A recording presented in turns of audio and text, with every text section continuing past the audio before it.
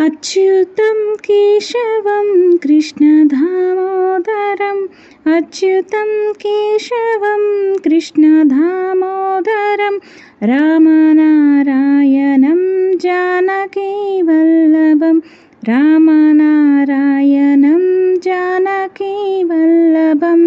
कौन कहते हैं भगवान आते नहीं, कौन कहते हैं भगवान आते नहीं, तुम मीरा के जैसे बुलाते नहीं, तुम मीरा के जैसे बुलाते नहीं।